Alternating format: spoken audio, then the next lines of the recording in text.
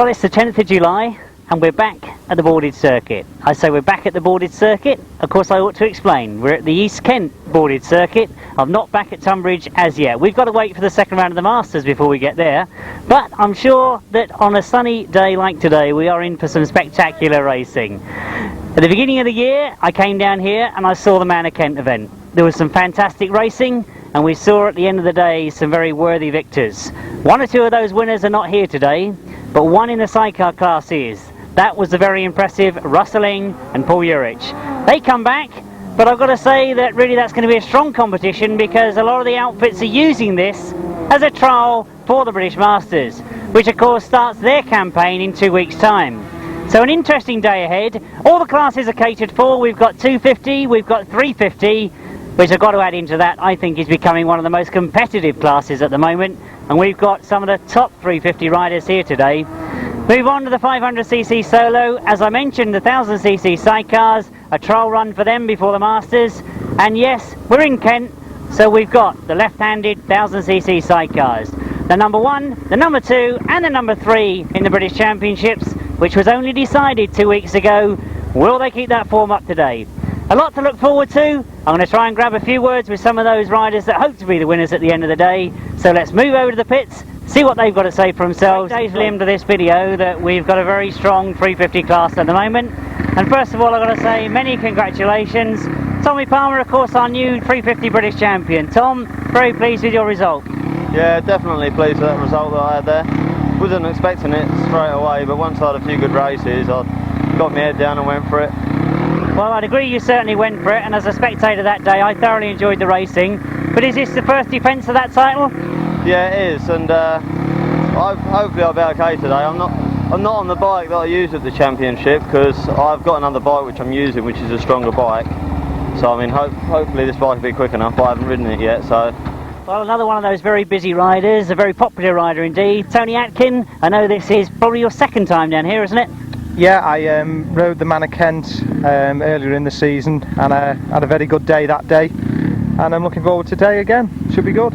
Well, I'd agree with a good day, because I remember interviewing you at the end of the day. It was third place, I think, earlier on in the year, wasn't it? Yeah, it was a good lineup of riders, and things went well that day. You know, you have days like that, and I'm just hoping today will be the same. It just depends on the dust more than anything today, doesn't it?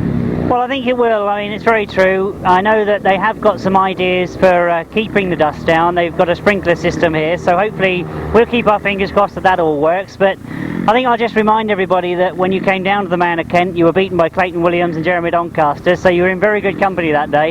Yeah, the whole lineup that day. It was only 500s that day, and you know, it just went well. I won two or three of my heats and had a reasonably good final. And you know, I should have had second really, but you know. I think Clayton had other ideas, didn't he? Yeah, he's a good rider, isn't he? Well, you're going to be a busy man, as I said. You've got the 350 here as well. Any hopes for that? Well, I'm just, as long as I can hold on, because I've hurt my thumb and my wrist. If I can hold on today, I'll do both classes. Just got slight problems at the moment, but hopefully things will go fine. Hopefully. Hopefully so. So the rumours we've heard that you have hurt your thumb are very true then? Yeah, I've broke my wrist. Well, cracked my wrist and broke my thumb on Saturday at King's Lynn, and they've told me not to ride for 6 weeks, but you know, I love Grasstrack, and then there was no way I was going to miss today, so hopefully things will go okay. I've just been out for practice, and you know, I can do it as well with one hand as two. Well, Tony, I think it's comments like that make you such a popular rider. Thanks very much. We wish you the very best of luck. Yeah, and I hope to see you at the end of the day on the podium. Well, Pits, I think with only 2 weeks to go till the Masters, I've got to have a quick word with you, Roger. 2 weeks before the Masters, are we set up for it? I think everybody here today is not set up for the first round of the Masters. They're all here trying their setups for the second round of the Masters. Now that's an interesting angle, and of course that's because this is, as I like to term it, the other boarded circuit. Is that exactly what you mean? Well, the surface here is very hard and very slick, and it's predominantly advantageous to use Speedway tyres, and so that's what everybody's here. You look around the pits and nobody will be using anything else except a Speedway tyre, and having said that, I just looked across at Gary and I see he's not using one, but and that's what we're all practicing for, is for the second round. We know at the first round it's going to be a little bit softer, the going. In that area the ground is naturally softer, and we know that the farmer doesn't allow too much rolling, so we know that we're going to be using motocross tyres there. So that's what we're doing, we're practicing for the second round here. Well, that's an interesting angle on things. Of course, so much pressure on that first round, but I think to perhaps turn our attention to today, there is a good lineup of sidecars here. Quite rightly, as you say, probably getting in a bit of practice for that second round. But you're the holder of this title, you won it last year. Any tricks of the trade that you know of this track? No, just try as hard as you possibly can and put it in the right gear at the start, which seems to be the favourite thing that I'm doing wrong just lately. And I think that was a quick relapse back to what happened in May earlier on this year, yes? And a couple of meetings since, I'm afraid, Jim. So we hope that everything stays together this time. Keep it in the right gear, and Roger, we look forward to talking later in the day perhaps. Thanks very much, Jim. 1000cc sidecars here, but we've also got the what I lovingly call the Kent style left-hand chairs, but somebody that's put a bit of a different angle on this class this year, and we're chance to have a quick word with him now. A long journey all the way from South Wales. Neal Evans, nice to see you in this class. Right, yes, we've had a great welcome in this area. We just hope that we'll keep on with our performance and hope this one is a good day for us. Could do with a bit more prize money, like, you know what I mean? to maintain the bike and everything, like. Well, I suppose the idea of prize money is you've got to win it, haven't you? You know. But one thing I've got to say that I'm sure a lot of people that have watched you race don't perhaps realise that you've only got the 560 power. Yes, we've gone for, instead of all out power, we've tried to keep it nice and light and use all the power that we got instead of having too much power and losing it on the bends, so we can hold the throttle wide open and go for that, like. Well, of course, as I say, I've thrown a bit of a different angle on this class this year, and I've got to say many congratulations, because third place in the British Championships 2 weeks ago. Yeah. Well, it was about 10 days before it, we weren't even racing, so it was a nice surprise for us to get into it and actually to come third. Then it was a great race with my partner here as partner in crime. You know, well, I think as everybody's probably realised, you are a couple of great characters, and it's terrific to see you down here in Kent. Wish you the very best of luck today. We'll be watching, and hopefully maybe talking to you later in the day. Yeah, well, we're here to entertain, and let's see if we can entertain you all. Yeah. No, thanks very much, Andrew. Cheers. We've heard already that people are perhaps practising for the second round of the British Masters. Seems rather strange, really, that we've got the first round to go through yet. But of course, one person we should throw that question to is our reigning British Masters champions in the 1000cc sidecar class. Ivor Matthews, is that why you've come down here today? No, we're not even looking at the second round. We've got to get through the first, as you say. This is the last meeting really before, 2 weeks before. It's the ideal meeting just to try everything out. So it will be a bit of a test for that big lineup, and I know that when we first looked at the programme this morning, there was a very competitive lineup. Of course, you've had some good results down here as well, haven't you? Yeah, last year we had a couple of good results down here. It's the type of track we like. It's normally hard and slick, and people run speedway tyres, and that's where we seem to have our best results. So. Well, that's what we're hearing in this sport an awful lot now, is where these tyres are perhaps making a difference. But Pete, any comments from practice this morning?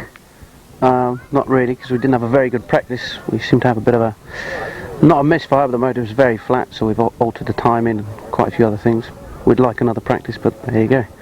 Well, it's going to be very tight. I know the organisers are a bit worried about the dust, so obviously things are going to be kept tight, but I think all I can do is wish you both the very best of luck, and hopefully I'll be speaking to you later in the day. Hopefully, yeah. Thanks. We're ready for race one. We're into the 250 class. The first leg, of course, and a chance for me to do a little bit of reminiscing about that British Championships, because going in this one we've got Richard Smith, number 33, and I've got to say he rode his heart out on that day. Very unlucky to get second place, but second place is very credible indeed. An excellent ride in that meeting for Richard Smith. My personal congratulations, I'm sure you'll join me in that, because the only one we're missing from that lineup, because Richard got second, Graham Thomas got third, it was Mark Woodworth that won it. He's the only one missing that. Richard Smith that gets away as you go into that first bend. Graham Thomas has gone with a tight line on the inside.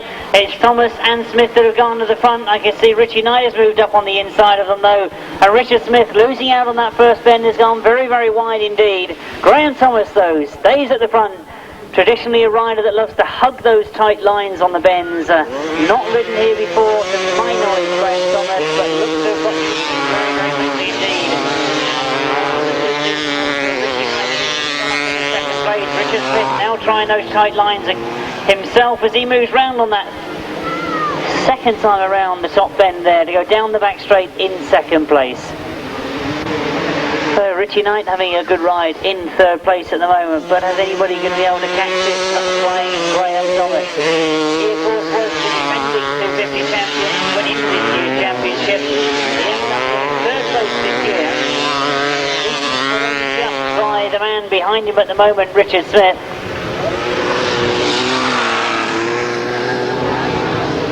As we come round towards the last lap flag this time, this of course the first race of the day. Graham Thomas is the man that's setting the pace. Richard Smith doing all he can to catch up with him, but that ground takes a lot of catching up. Oh, Richie Knight is lost out on that. Thomas has put it down on that top bend. Oh, he's very quickly up again, and indeed he's only lost that one place. Oh, very quick action from Graham Thomas. He was no sooner off the machine and back on it again. He's got himself going. It means that Richard Smith now has got the lead as they indeed come into the checkered flag for the first race of the day. It's a win for Richard Smith. Graham Thomas a very creditable second place after falling on that top down. Number 49, of course, Graham. John Pilcher gets third place. Fourth place for Richie Knight. Oh, and a win for number 33, Richard Smith. In second place, number 314, that's Graham Thomas. Third place, number 49, John Pilcher. Fourth place, number 229. Fifth place, number 71. Sixth place, 124. Seventh place, 300. Eighth place, 115. And ninth place, number 94. The winning time, 1:49.21, and that equates to a speed of 47.76. 47.76 the speed, 1:49.21 the time.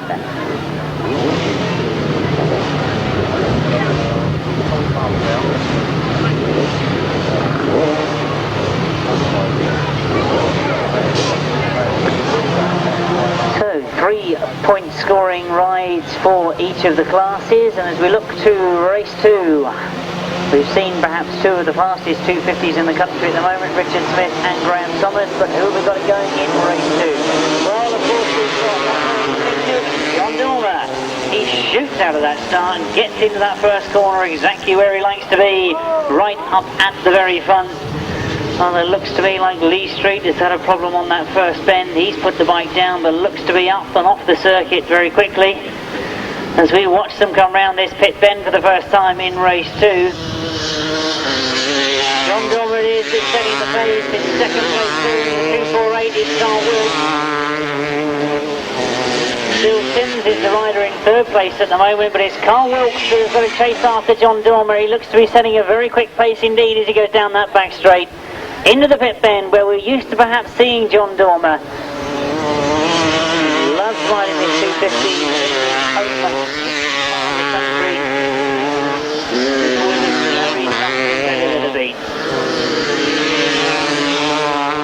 Carl Wilkes with no answer to him at the moment. Certainly John Dormer and Carl Wilkes have opened up the gaps between second and third place. Bill Sims back in third place it is at the moment. At the moment he does look quite comfortable in that position, but as we go into the last lap, John Dormer going for maximum points. Carl Wilkes still there in second, closing the gap slightly, and as they catch up to the tail enders, it may be interesting to see what happens on the last end. John Dormer has got to negotiate one of our tail enders. He does so before he gets into that last bend. Carl Wilkes also going round the outside of that pit bend, slows up, allows John Dormer to go away from it. So John Dormer takes the win first time out. Carl Wilkes finishing in second. Third place goes to number 118, Bill Sims.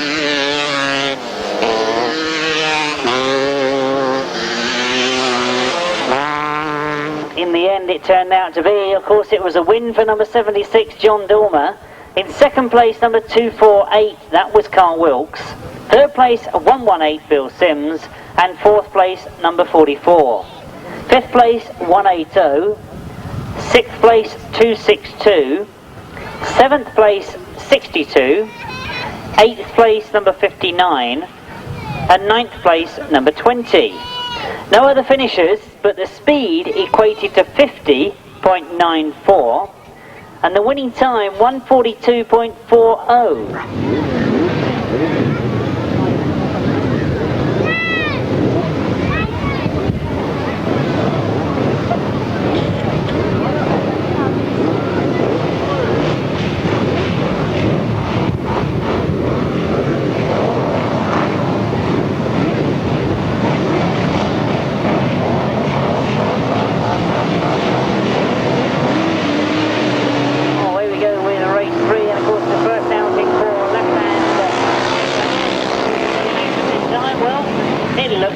we've got the Flying Welshman out there in front as they go into that first bend.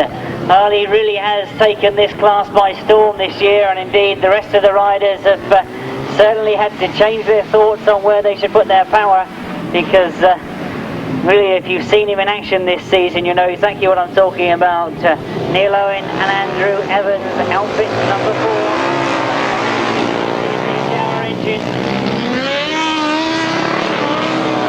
You can see it's all happening in that top bend because Bill Penfold was trying to work his way through. It's Neal and Martin Cuff that have got the lead at the moment, but you can see the Welshman right up behind them. Bill Penfold right up behind them as well.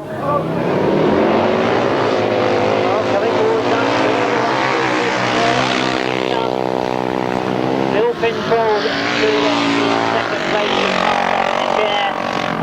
Neal Owen and Andrew holding on to third place. I wondered if the long straights were going to catch them out today, and it does look as if the power is now starting to show a difference. Bill Penfold closing up on Neal Cuff as they come round that pit bend for the third time into the last lap. Look how Bill Penfold is tight. That really was a Penfold. He's not very, very tight. He's got his tight Neal Cuff.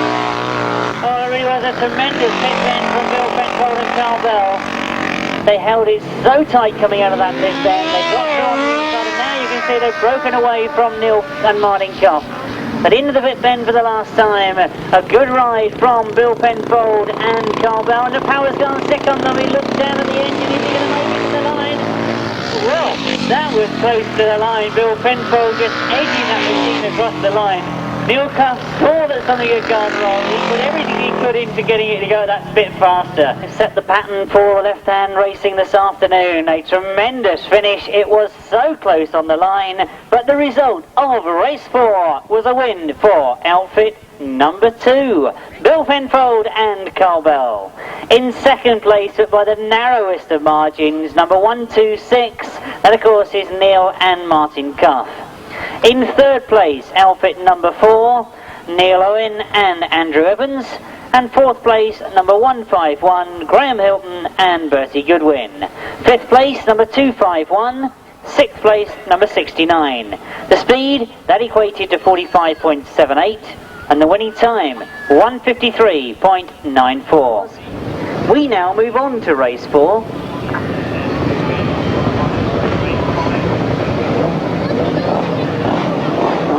Perhaps try and recover the situation. One to look for in this one is 808. Luke Pachol and Julian Browning. They are now, if you didn't know from the press, if you weren't there, they are now the reigning British champions.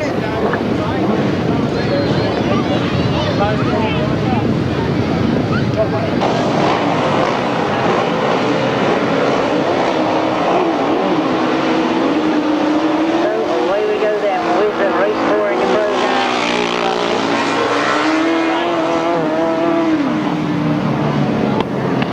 As they go into that first bend, they've already got quite an advantage on the rest of the field. This perhaps showing you why they are now the British champions as they go down that back straight. They really were on great form up at Minsterley 2 weeks ago, and I think even their competitors would say that they really were a bit unbeatable on that day. They deserved the championship. Very, very hard all day. Second set at the moment is outfit number 23, well, that of course is Billy Penfold and Carl Bell. So the Carl is out there this time. I'm sure a lot of you must have noticed that I was putting him out there in the last race. Oh, a bit of a gap opening up between that first and second place, but Luke Pachol really is in great form at the moment. Bill Penfold, Duncan Fish is in third place at the moment from number 307 on reserves. Barry Gear and Dave Holland.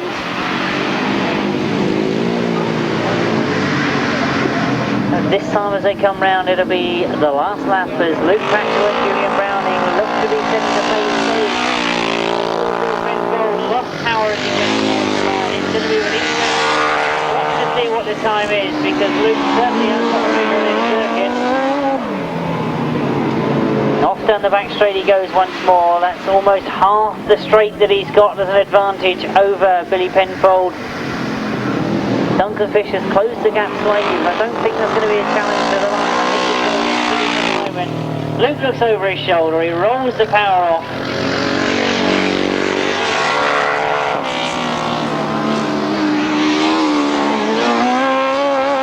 Still with event 4, the 1000cc left-handers, and a win for number 808, Luke Pachol and Julian Browning. In second place, outfit number 23, and that is Billy Penfold and Carl Bell. In third place, number 174, Duncan Fish and Clive Holland. Fourth place goes to 307, and fifth place to 17. No sixth finisher, the winning time 150.54. That equates to a speed of 47.19. 47.19 the speed. Race 5, and we look to the 350s for the first time this afternoon. And I'm sure those of you that have heard me before will know that I think this is a growing strong class. The 350cc class is getting very competitive indeed. And we have got an exceptional lineup here for the Summer Spectacular this afternoon.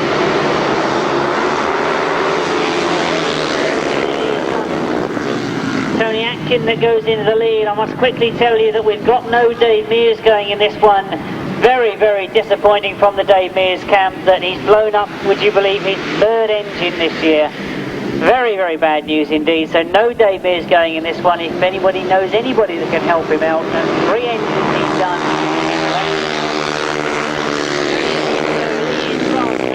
25 in your programme, Jonathan Duke. That's how race 5 pans out at the moment as we look to the far side. Tony Atkin riding with that damaged thumb. And if you weren't here earlier on when I mentioned that, he has indeed damaged his thumb riding Speedway, and he possibly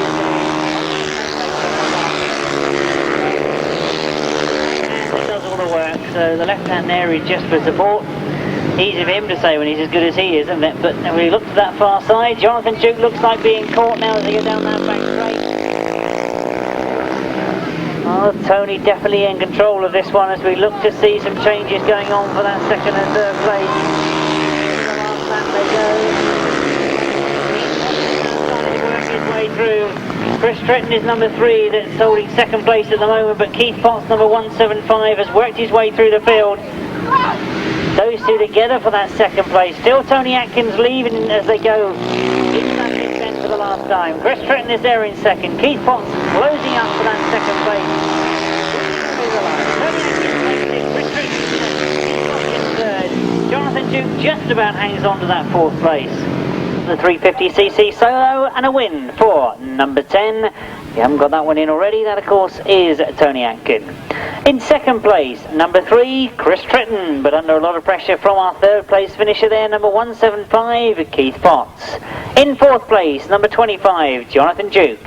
In fifth place, number 38, Dave Wright, and sixth place, number 419.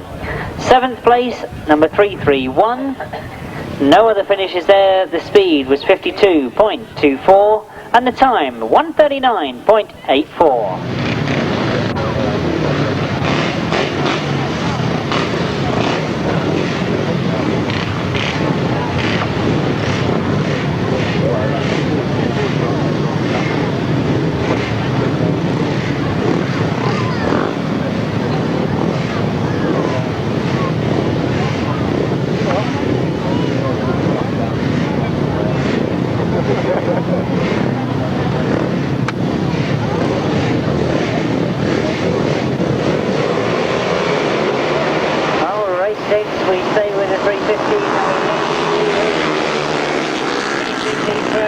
Equal par with Tony Atkin. Well, going into that first bend, Mitchell Godden has moved through well, but it is Mark Seabright that's got away, and he's got quite a margin going down that back straight there. Number 167, Mark Seabright it is, that goes into the pit bend, leading.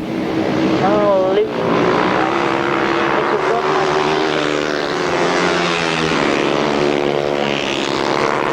John Underwood has put up in Well, I've not seen too much of John Underwood before, but he certainly looks to be going very quickly in that second spot. I'm wondering if Mitchell's perhaps got a problem. He seems to be dropping back down the field as he goes down that back straight. Mark Seabright away from John Underwood in second. Mark Giles is holding 4th place. Oh, is it perhaps going to be Mark Seabright's day? He's had some good results down here before. He said he's enjoyed riding this circuit before now. As we watch to see him come round off that pit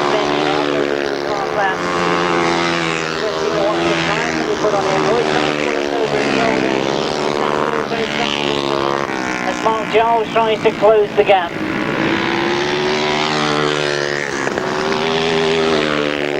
Having a habit of looking over their shoulders. I think none of them can believe quite the gaps that have developed. Mark Seabright takes the step. He looks over his shoulder. Number 7, Underwood, head down, across the line. More takes there. Giles in 4th, Mitchell Godden in 5th. A4, number 167, Mark Seabright. He wins race 6 in your programme. In 2nd place, number 77, John Underwood.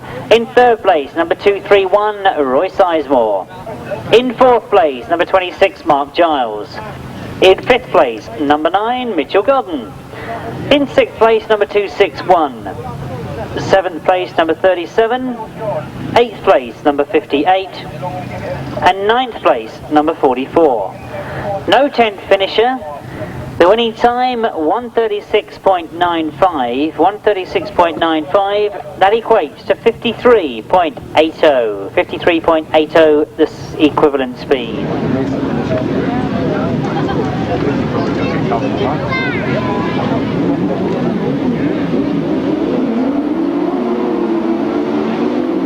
Oh, we change classes once again, and it's the first race, race 7 in your programme of the 1000cc chairs. Oh, Roger Mesa has completely missed the start. Ivor Matthews has as well, but they both look to be making up well on that first bend. Well, it is indeed outfit number 7, Peter Adams, that made the best of the start. So the New Zealander looks to be liking this circuit. This, I think, is perhaps his 3rd outing here at East Kent. He has had some good rides, but he's had some very unpredictable rides as well when he indeed had his outfit he brought over from New Zealand. But Ivor Matthews now closing up on Peter Adams, and Roger Mesa puts it sideways in that top bend. Attempts a little bit of show jumping, I think, over the straw bales on the bottom corner. That didn't turn out to be very beneficial at all. So Roger Mesa now desperately trying to get that outfit restarted. Ivor Matthews in the meantime has taken over the lead from Peter Adams. It is Ivor Matthews and Peter Jones that come into that top bend. Now not realising they go chasing after Roger Mesa. But Peter Adams and Matt Sleep still there in 2nd place. Outfit number 12 is Tim Bennett in 3rd place. His passenger, of course, now Steve Hargraves. As we look to the front as the dust starts to fly, we can see Ivor Matthews and Peter Jones will be coming to the checker flag this time. Peter Adams still in hot pursuit, but he has to be content with 2nd place. Tim Bennett and Steve Hargraves finishing 3rd. Number 101, Gavin Newlin and Will Jones finishing 4th. It means, of course, that we're going to get a 5th place for number 51, Roger Mesa and Shane Lapham. Today for the 1000cc sidecar competition, a win for our reigning British Masters champions, Ivor Matthews and Peter Jones, outfit number 15. In 2nd place, outfit number 7, the New Zealander, Peter Adams, and new passenger for this season, Matt Sleep. In 3rd place, outfit number 12, that of course is Tim Bennett and Steve Hargreaves. In 4th place, number 101, and 5th place, number 51. No 6th finisher there, the speed equated to 52.31, and the time 127.94. 127.94 that time, 52.3 the equivalent speed. Well, we see the 2nd of the 1000cc sidecars underway, race 8 in your programme, and a chance this time to see Rob Wilson in action. He's not got to the front, it's Mick Cave and Mick Stace that have got to the front. Rob Wilson in 2nd place at the moment. DP's up in 3rd, but it's Mick Cave and Mick Stace that have got away, and Leigh going around that top end. Well, I said to look for Rob Wilson because I remember back to the Man of Kent in 1992 where Rob Wilson looked very impressive on this circuit. Of course, that was the first year this circuit was used. The other riders have now got through the circuit. Mick Cave and Mick Stace haven't had too many rides this year, of course. They'll enjoy being out in front at the moment as they go down that back straight. Rob Wilson goes after them.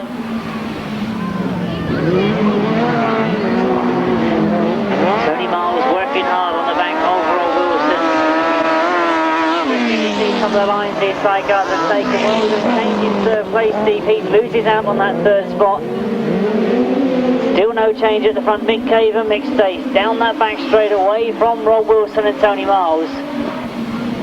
It's going to be the checkered flag this time, so coming to the line is outfit number 5, Mick Cave and Mick Stace. They take a first win this afternoon.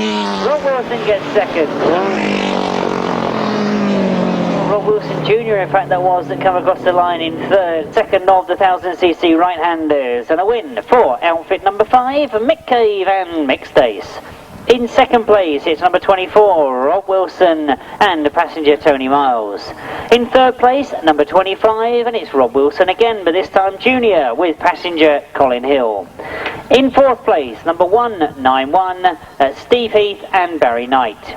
No other finishers. The average speed was 52.70, and the winning time 127.30, 127.30. Sadly we're missing Rosseling and Paul Urich from this one. Still obviously not got that engine rebuilt from that blow up earlier in the year.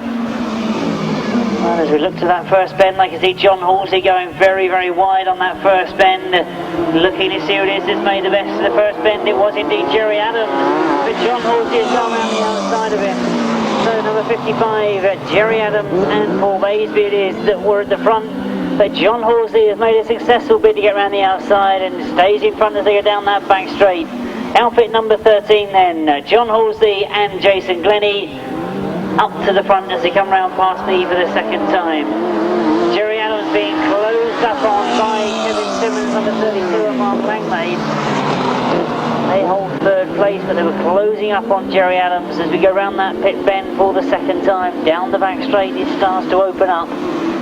Oh, John Halsey looking in good form, and interesting, when I spoke to most of these riders this morning, they said that ironically this is probably a practice for the British second round, which will be at Tunbridge. And there's problems for Kevin Simmons by the look of it. Arms go in the air, they've gone on to what sounds to be just one cylinder. As we look to the far side, there's Jerry Adams closed up on John Halsey.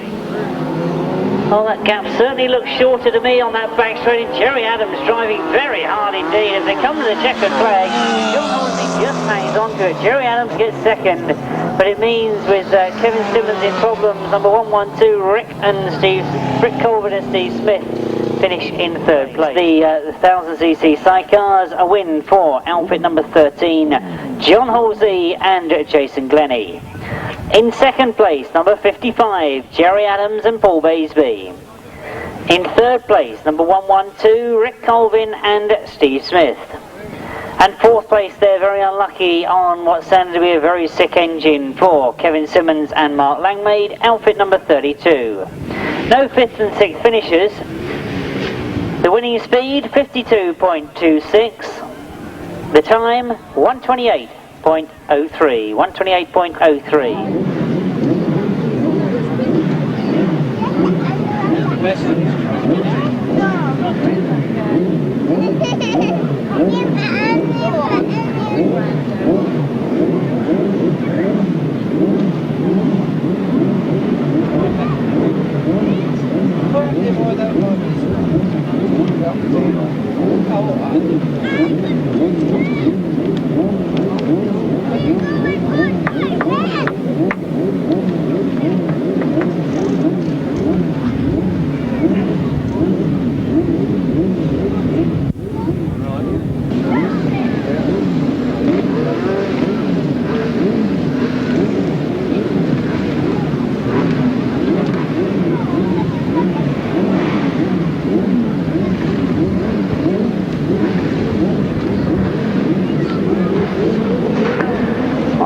See what the problems are on the far side. We should be ready for race 10 and we get underway. Looking perhaps for Gary Jackson. He's in third place at the moment as they go into that first bend. Dave Steer, I think that is, has got to the front. Confirm that as they come round by me. It is indeed number 17, Dave Steer, has made that tremendous first straight to get in front. Colin Hutton in second place.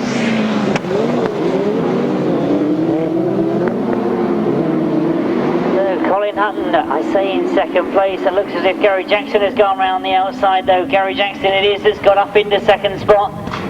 So this could be a bit more interesting as Gary Jackson tries to work his way through. Colin Hutton won't give up easily. Dave Steer and Andy Orchard going well in front. Gary Jackson again forced to go for the much wider line. So this is where you'll see it's interesting. As Gary Jackson gets forced wide, there's always a hole for Colin Hutton to try and get back into.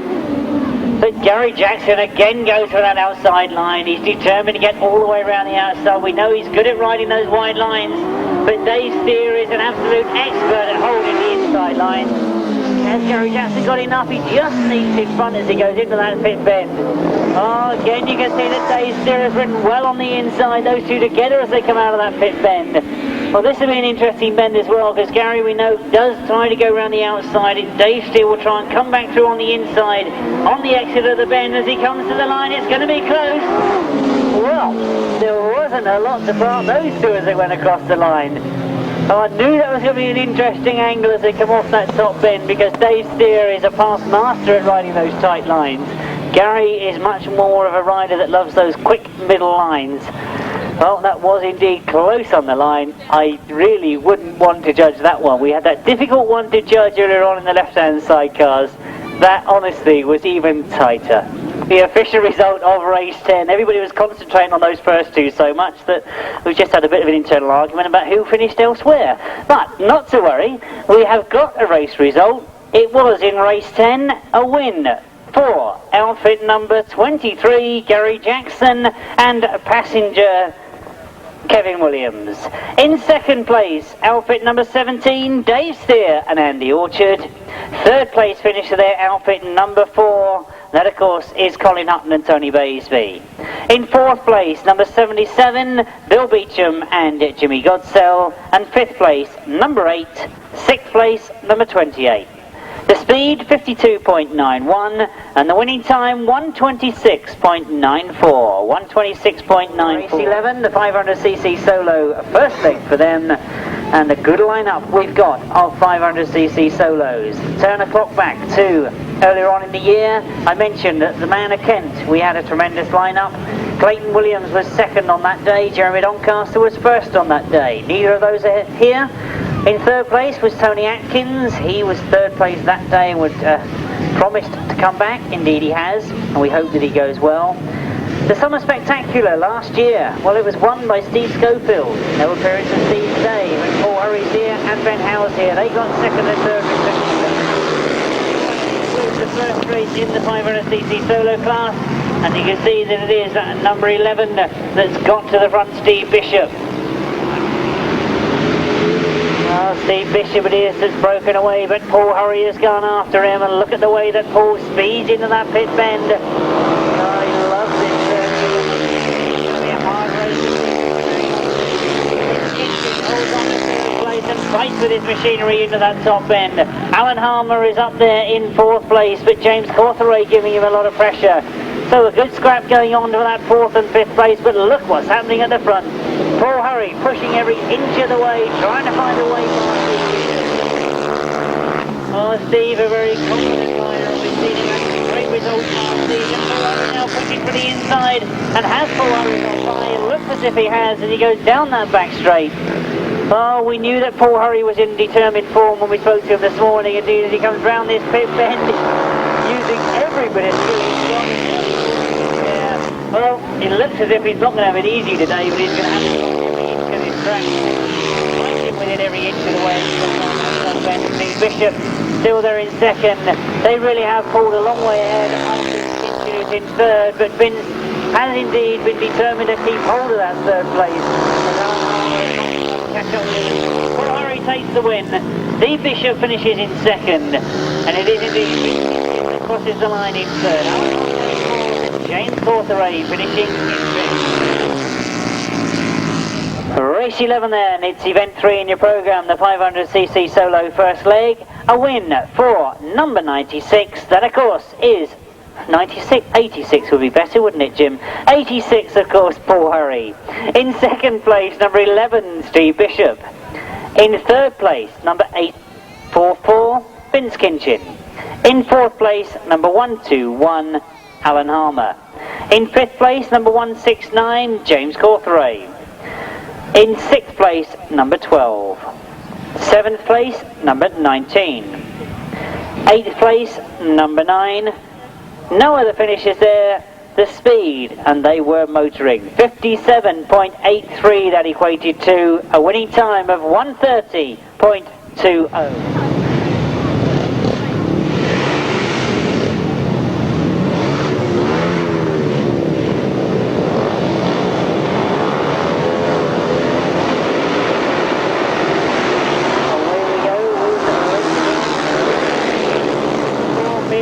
That goes into the lead as we go into that first bend. Has he hung on to it though? It looks very, very tight on that first bend.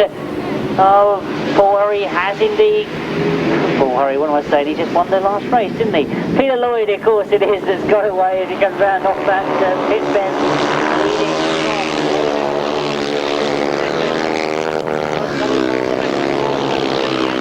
They're in third spot. Oh, Colin Earl goes for the lead and goes in front of Peter Lloyd, but Peter Lloyd has still got the power on as he goes down that back straight. Good ride this from Colin Earl as those two together go into the pit bend. Peter Lloyd forced to go wide. Colin Earl fighting with it on the inside. That pit bend, I can see that Mark Seabright has put it down. Quickly back up to the lead again as we look for the front. A great scrap going on between Peter Lloyd and Earl as they go down that back straight together. Colin Earl loves to ride the inside line, of course, now getting a lot of experience on the speedway circuit. Peter Lloyd, a very, very experienced rider. Well, as I say, there's a good scrap going on at the front. I can see that Tony Atkins was having problems there pulling his tail on. I'm sure that's been aggravated by the fact that he has got his stomach exceptionally well to put the rides up this afternoon that he is doing. Tommy Palmer still there in third place, looking to grab second perhaps as Peter Lloyd slow. Peter Lloyd does get second, Tommy Palmer in third, and Tony Atkin in fourth place. Getting all of those first legs of the 500 solos a win for number 172, that's Colin Earl. In second place, number 4, Peter Lloyd. Third place, number 21, that was the rider that came in place of Will James, that was Tommy Palmer. In fourth place, number 10, Tony Atkin. In 5th place, number 174, Robin Pilcher. In 6th place, number 96. And 7th place, number 187. 8th place, number 167. 9th place, number 17. And 10th place, number 22. The speed equated to 56.52. It means that that fastest time hasn't been beaten yet. It's 1:32.29. 1:32.29 the time.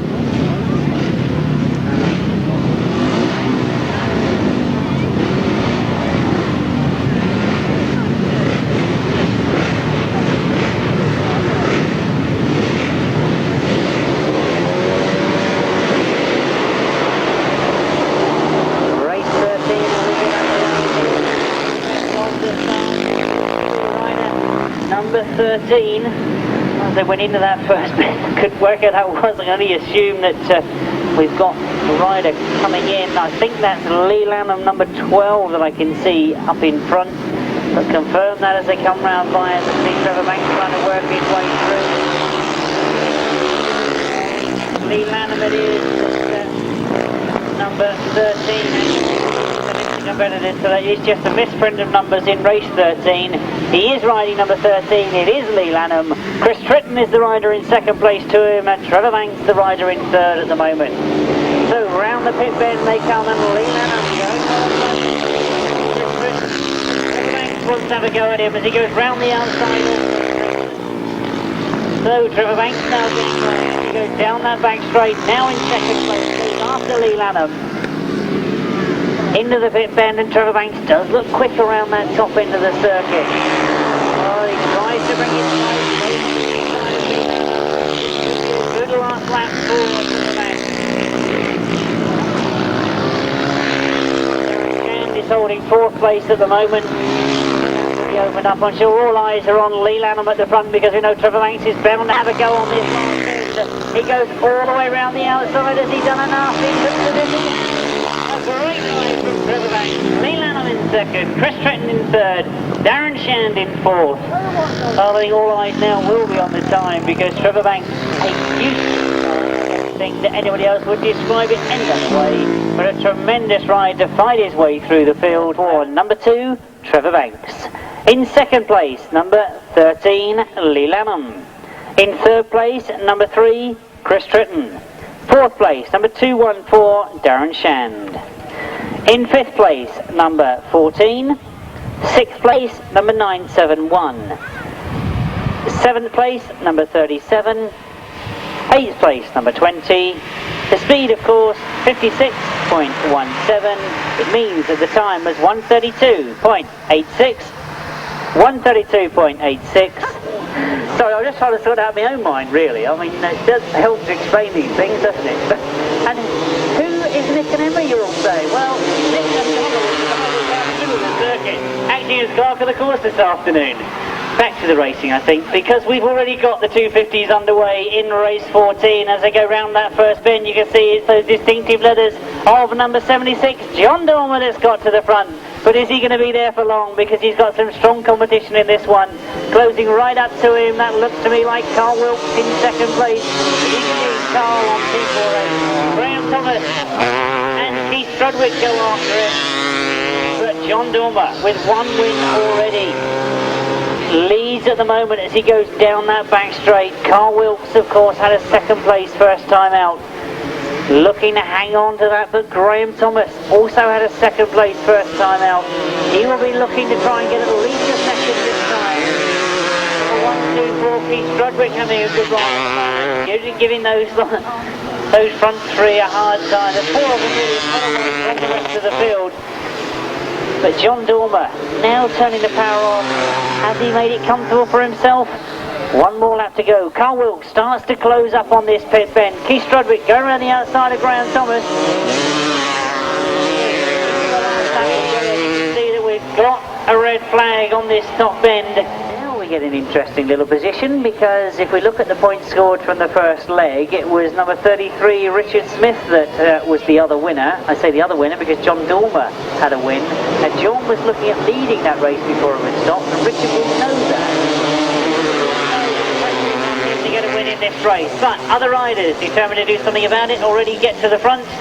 It's not Richard that's got to the front. He's back in third place at the moment. That looked to me like Dean Camera had got to the front, but he now drops back. But Jason Stott is the rider that's got to the front. Richard Smith back in third place. Dean Camera lost out on that first bend, and he lost out on the as well. Richard Smith moves up in a second place. What does it? Dean's got other ideas as he flies into that top bend. He completely took the line of Richard Smith. But Richard recovers well and comes through on the inside on the exit of the bend. Well, while all that's going on, Jason Stott has been allowed to get away from them. He leads now, coming round off this pit bend. Looking back at the results, feature at all in that first bend. I wonder if he did actually have problems in his first ride. We know he's a very competent rider, but Dean Camera determined not to give up, gets back into that second spot. Richard Smith comes back at him again into this pit bend, and Richard has gone very, very wide. It means that Dean Camera is in the gap on the inside. Both these two pushing each other along. They're losing ground on Jason Stott. I think Richard is very conscious of Dean's style going into that top bend. He knows he can get the advantage going down the back straight. The glass is closed slightly going into this last bend, but it is Jason Stott that takes the win. Richard Smith gets that second place, and I think just Dean Camera lost out even on that third place. A win for number 94, Jason Stott. In second place, number 33, Richard Smith. In third place, number 49, John Pilcher. In fourth place, number 44, Dean Camera.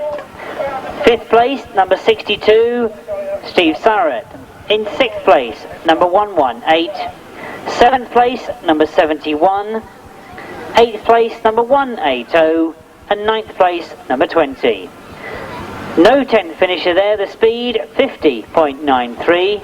The winning time, 1:42.41. 1:42.41 the time, 50.93.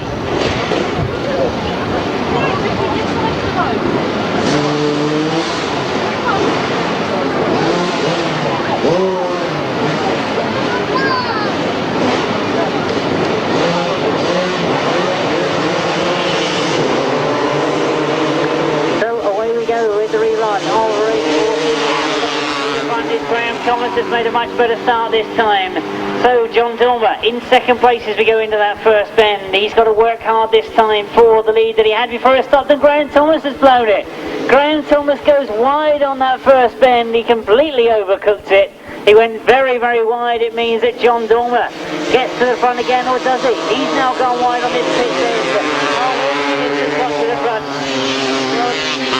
The 300 has got into the battle as well. That's Terry Giles.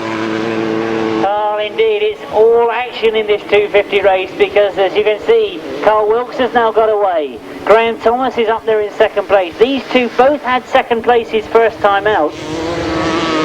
So the point scoring is going to be very, very even. They are at the moment. Terry Giles up in third place. John Dormer in fourth place. He's struggling back in fifth place at the moment. And John Dormer now starting to challenge for that third place as Carl Wilkes starts to pull away from Graham Thomas. Into the pit bend we go for the third time. And Carl Wilkes, as I say, had a second place first time out, goes into the last lap, leading from Graham Thomas. Oh, Terry Giles just about to be taken by John Dormer. I think John closing up right on the back wheel of Terry Giles. Looks for the break on the exit of that bend, but he hasn't quite done it. Inch by inch he moves by as he goes into the pit bend. John Dormer now gets to that third place. Turns the power on the middle of the second flag goes. Carl Wilkes, Graham Thomas in second, John Dormer in third, and Terry Giles in fourth.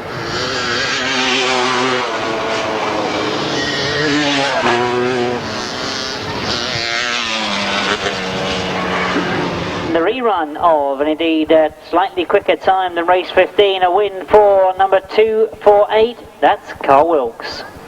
In second place, number 314, Graham Thomas. In third place, number 76, that's John Dormer. In fourth place, number 300, Terry Giles. Fifth place, number 124. Sixth place, number 262. Seventh place, number 59. 8th place, number 115, and 9th place, number 181. No 10th finisher there. The winning time, 140.41. 140.41. That equates to a speed of 51.95.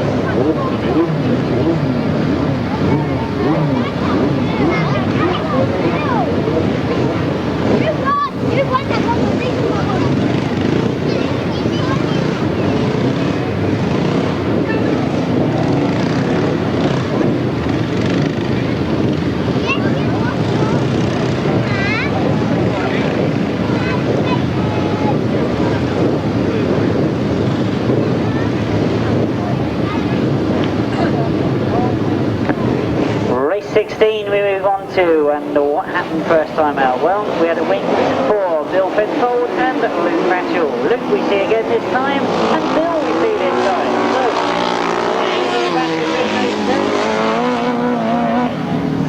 and I can see that we've got no Bill Penfold. So, no, it won't be a battle between those two. Well, Luke Pachol has certainly got away as they go down that back straight. Luke Pachol and Julian Browning on maximum points so far, look to be confirming that as they come round this pit bend. I mentioned first, for the first afternoon, they are the reigning British champions. This afternoon is just confirmation of why they've won that. You can see as they go round that top bend, they are in very good form at the moment. Neal and Martin Cuff for the riders in second place, they've got to try and close that gap.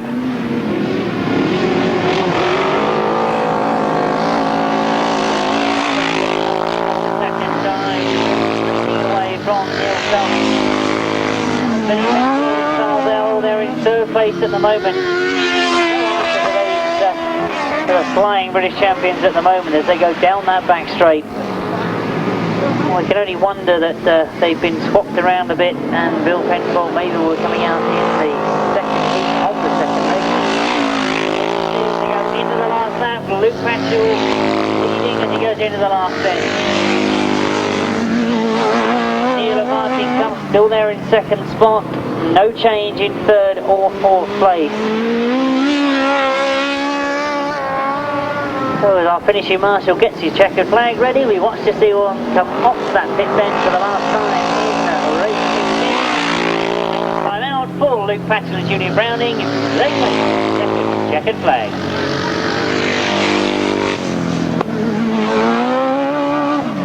Of the left-hand sidecars, a win for 8:08. His second this afternoon, Luke Pachol and Julian Browning. In second place, number 126, Neal and Martin Cuff. Third place, number 23, Billy Penfold and Carl Bell. In fourth place, number 217, and fifth place, number 69. No sixth finisher, the speed equated to 48.72, and the time 147.05. 147.05.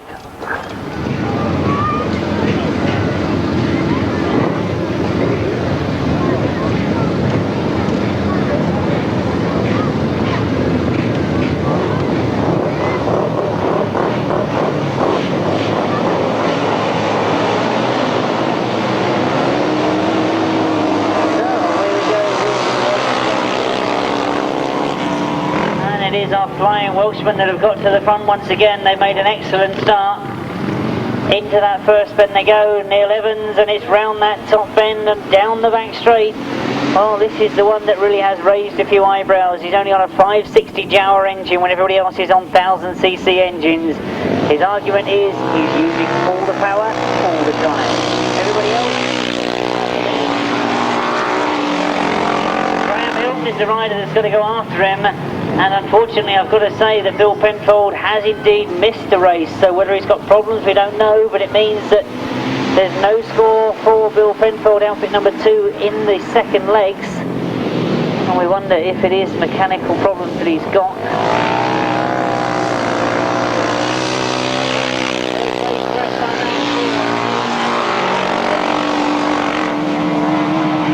Passenger Andrew Evans. The two of them work very, very hard. They go down that back straight. We'll watch to see passenger Andrew Evans working hard on that sidecar. Neal Owen driving as hard as he can, but he says he wants to control that over each other.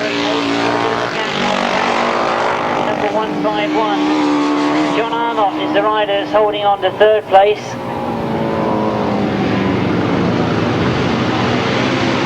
Down that back straight, we wonder if the pressure is going to come from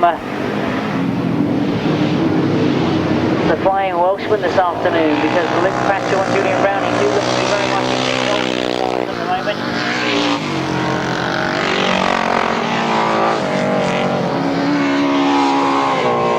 It was a win for outfit number 4, Neal Owen and Andrew Evans. In second place, number 151, that was Graham Hilton and passenger Bertie Goodwin. In third place, number 251, that's John Arnott and Tony Doyle. In fourth place, number 174. In fifth place, number 307. The speed was 46.89, an equivalent time of 151.24. 151.24.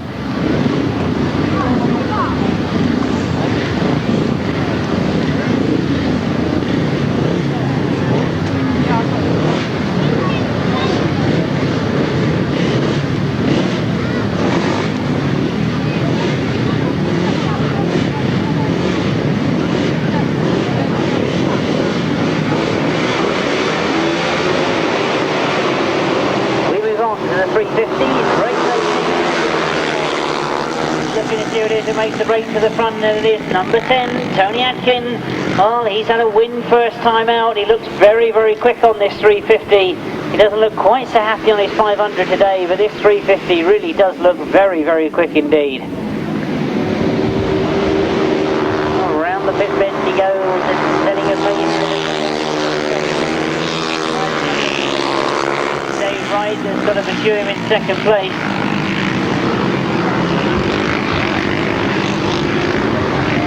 Atkin starting to open the field up now as he goes down that back straight. Looks very comfortable. You wouldn't believe that he's actually got a cracked bone in his wrist and a broken thumb.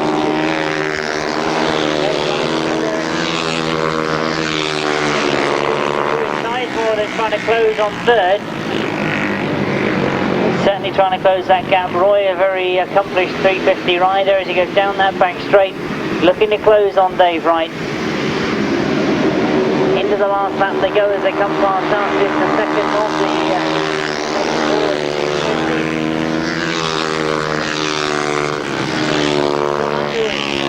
the second place first time out. He's back in fourth at the moment.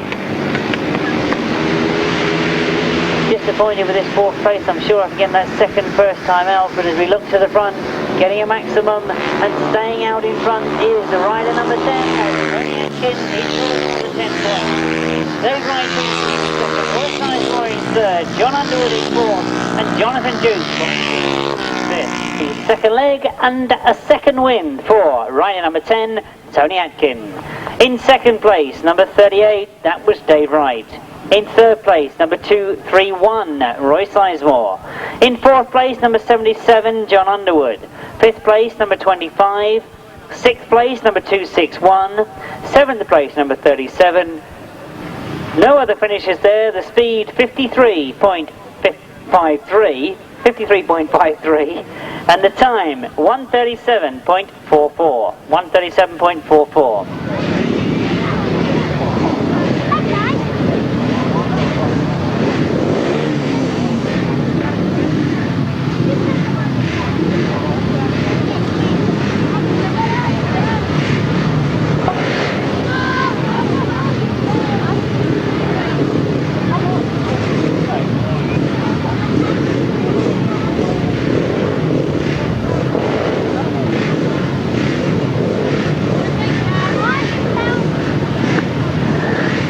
Maximum points for number 10, Tony Atkin. We look to see if anybody can go equivalent with him, and of course in the first legs it was Mark Seabright that won the other race. He goes in this one, race 19.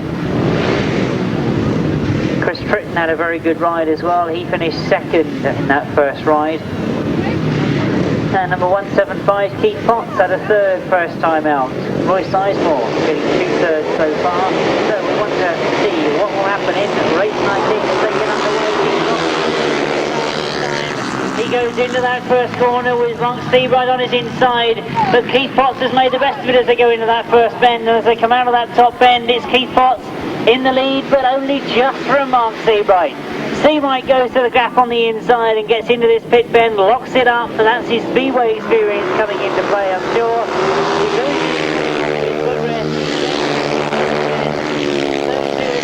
Chris Tritton is up in that third place, but I can see that changing as they go into that top bend. No, Chris Tritton comes back underneath and gets into third once again. Mark Seabright leading then as they go down that back straight. He knows that Tony Atkin has got maximum points. Always nice to stay with those maximum points for riders.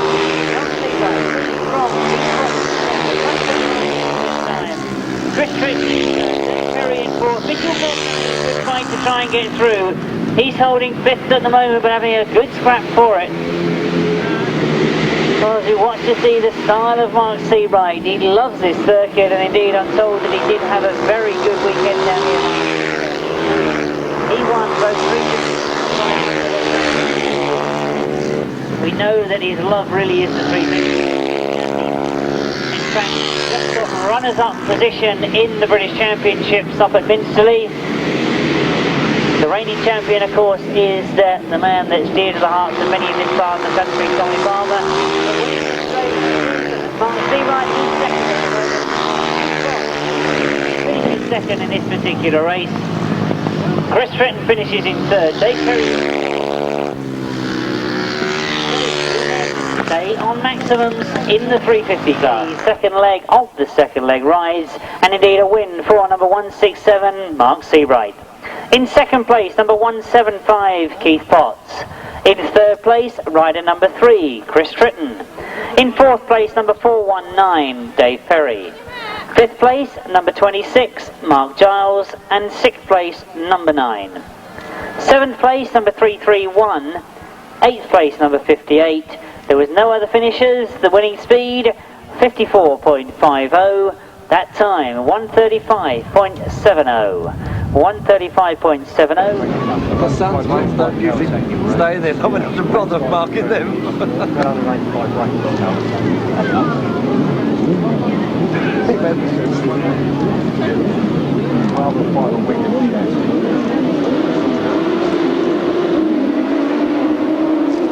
Well, we've changed classes once again, and we go over to the right-hand sidecars. Race 20 in the programme, a second leg for them, and of course those riders that didn't score well first time out, no, they've got to go better this time. Well, Tim Bennett's made a tremendous start in that first bend.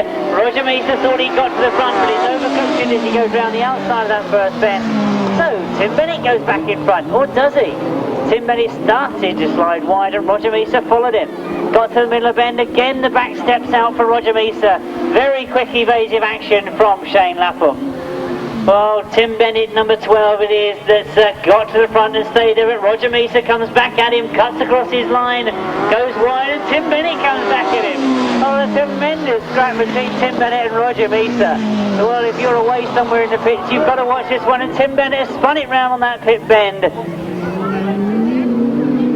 Indeed, we've lost Tim Bennett on that tip bend. I'm waiting to see that both of them get up, and a red flag has indeed been put out, but a tragic end to a tremendous scrap between those two sidecar outfits, and I'm only carrying on because I can see that both Tim and Steve both up on their feet, which I'm pleased to see, because that really has got to be one of the best races I've seen Tim have for a long, long time. Craig Cheetham, we understand. So we're down to 4 outfits only.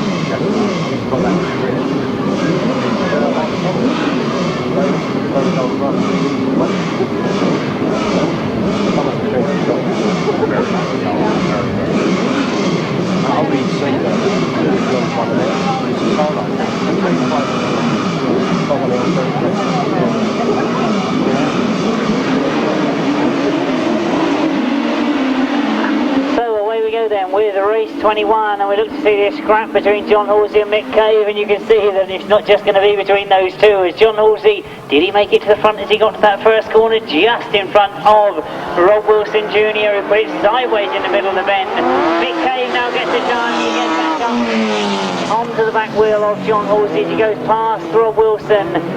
Tries to control it round that pit bend, doesn't want to lose too much drive. As you can see exactly what happened, Rob Wilson got the better drive coming out of that pit bend. Down the back straight he goes, and Rob Wilson does look very, very quick into this top bend. If he can just hold the power off a little bit, he does look quick, certainly coming off the bend.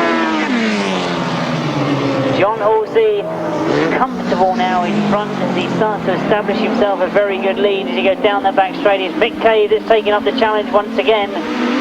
Down the back straight we go, and John Halsey and Tony Miles looking very good form this afternoon as they come round off that top bend, and Mick Cave puts it sideways.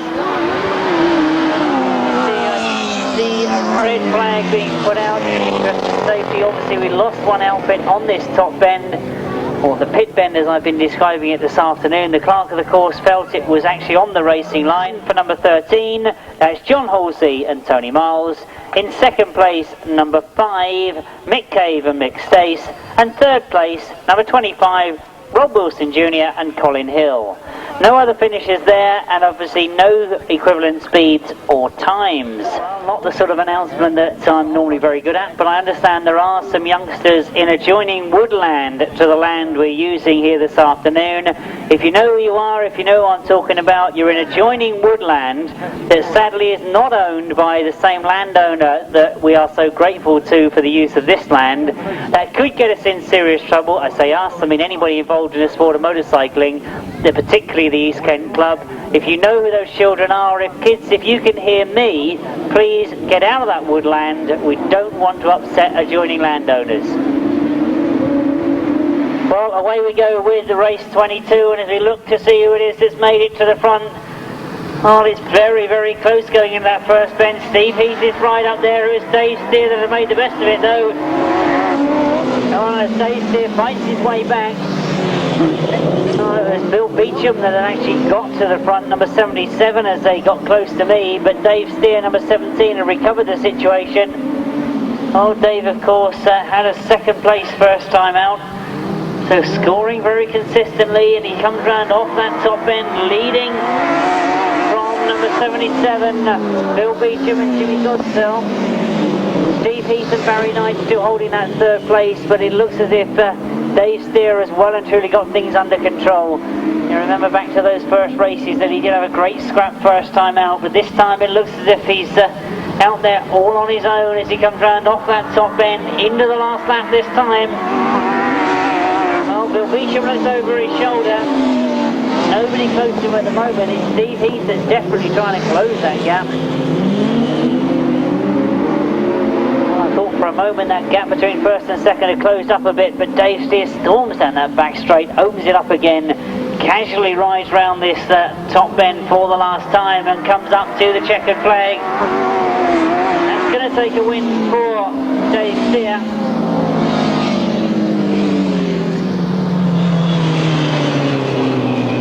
CC right now Sidecars.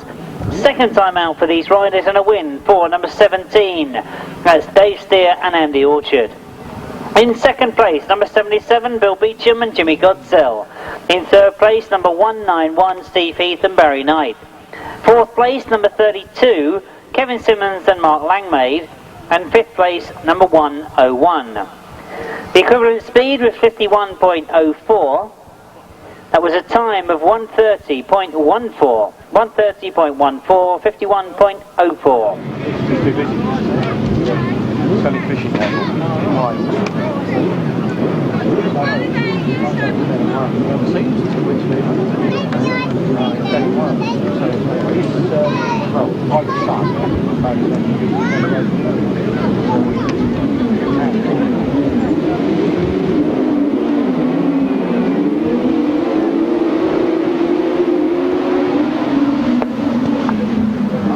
Four outfits very, very close as we go into this first corner, looking to see who's made the best of it.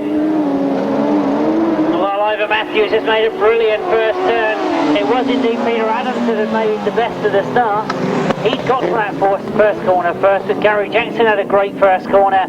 He come through and has now got to the front. Ivor Matthews and Peter Jones pushing hard. So that's how the 1-2-3 is at the moment. Gary Jackson and Kevin Williams, Peter Adams and Matt Sleep, Ivor Matthews and Peter Jones. But it changes as we come off that top bend for the second time. Oh, Jerry Adams now getting in on the scene, but Ivor Matthews has moved up into second place. Now closing up on Gary Jackson as Gary looks over his shoulder. You see all the action going on behind him because Peter Adams has now been caught by Jerry Adams for that third place. Well, as we look to see the last lap flag go out already, it's Gary Jackson and Kevin Williams. Ivor Matthews and Peter Jones still there in second.